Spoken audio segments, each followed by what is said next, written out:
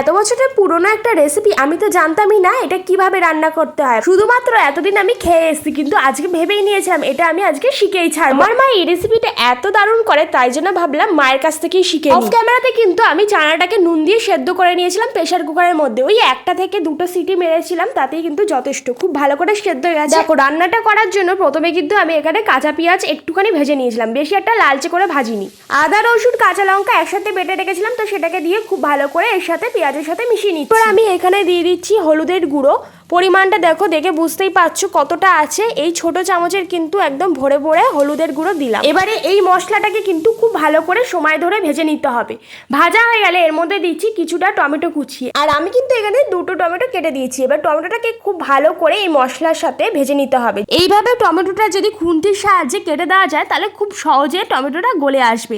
তাই জন্য দেখো, খুন্তির সাহায্যে আমি টমেটোটাকে খুব ভালো করে কেটে দিচ্ছি।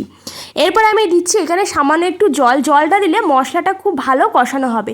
প্রায় আমার কিন্তু কষানো হয়ে গেছে। এবার এখানে দিচ্ছি নুন দিয়ে সেদ্ধ করে রাখা চানা। আমি কিন্তু রান্নাতে আর নুন দেবো না, কারণ আমি সেদ্ধ করার সময় মানে চানাটাকে সেদ্ধ করার সময় পরিমাণ মতন স্বাদ অনুযায়ী নুন দিয়ে দিয়েছি, তাই আমার আর দেওয়ার প্রয়োজন নেই। তোমাদের যদি প্রয়োজন হয় তাহলে তোমরা যে যার টেস্ট বুঝে দেবে। কয়েকটা শুকনো লঙ্কা আর কিছুটা জিরে আমি একসাথে শুকনো খোলায় ভেজে জল দিয়ে বেটে নিয়েছিলাম, তো সেই মশলাটাই আমি এখন চানার মধ্যে দিয়ে চানার সাথে খুব ভালো করে মিশিয়ে নিই। এরপর আমি এর মধ্যে দিচ্ছি সানরাইজের চানা মশলা। এটা কিন্তু আমি হাফ থেকে 1 চামচের মতন দিয়েছি, বেশি একদম দিতে যাবে না, তাহলে একদম তেতো হয়ে যাবে। চানা মশলাটা কিন্তু একটু মিষ্টি ভাব হয়, তাই জন্য সামান্য একটু চিনি দিয়েছি। এরপরে এর মধ্যে দিচ্ছি আগের থেকে মেশ করে রাখা সেদ্ধ আলু।